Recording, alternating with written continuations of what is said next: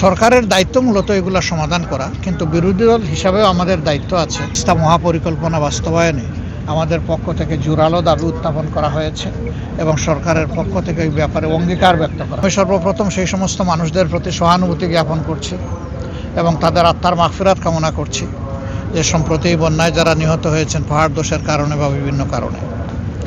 বিশেষভাবে আমরা খুবই উদ্বিগ্ন। চট্টগ্রাম মহানগরী হচ্ছে বাংলাদেশের বাণিজ্যিক রাজধানী, কিন্তু একটু বর্ষা নেমে আসলেই পুরা চট্টগ্রাম মহানগরীতে দুর্ভোগ দেখা দেয়।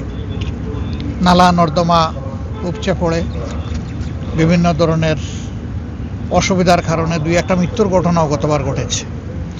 তো এই সব নিয়েই সরকারের দায়িত্ব মূলত এগুলো সমাধান করা, কিন্তু বিরোধী দল হিসাবেও আমাদের দায়িত্ব আছে বিষয়গুলো সরকারকে ধরে দেওয়া এবং জনগণের হয়ে দাবি আদায় করা, কাজ করা।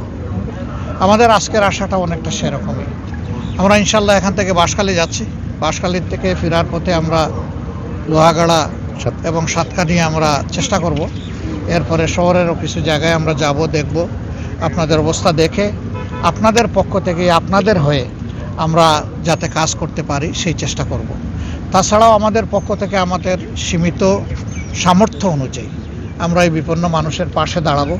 বিশেষ করে নিহত পরিবারগুলোর পাশে আমরা কিভাবে দাঁড়াতে পারি সেটা আমরা চিন্তা করছি এবং বন্যায় ক্ষতিগ্রস্ত এলাকায়ও যতটুকু পারি আমাদের পক্ষ থেকে দলীয় অবস্থান থেকে আমরা ত্রাণ কার্যক্রম পরিচালনার জন্য আমাদের সংশ্লিষ্ট সকল সংগঠনকে আমরা নির্দেশ দিয়েছি এবং কেন্দ্র থেকে আমরা এটা সমন্বয় করছি।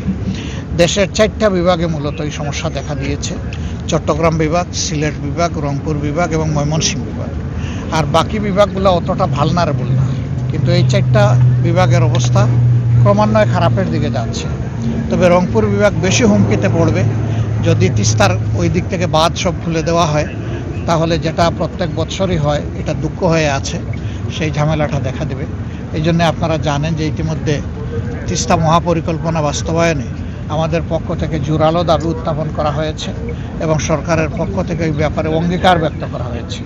আমরা এখন সেই অঙ্গীকার বাস্তবায়নের অপেক্ষায় আছি। আমরা জানি প্রজেক্টটা অনেক বড়, সময় লাগবে, কিন্তু আন্তরিকভাবে কাজটা শুরু হোক, দৃশ্যমানভাবে জনগণ এটা দেখতে চায়।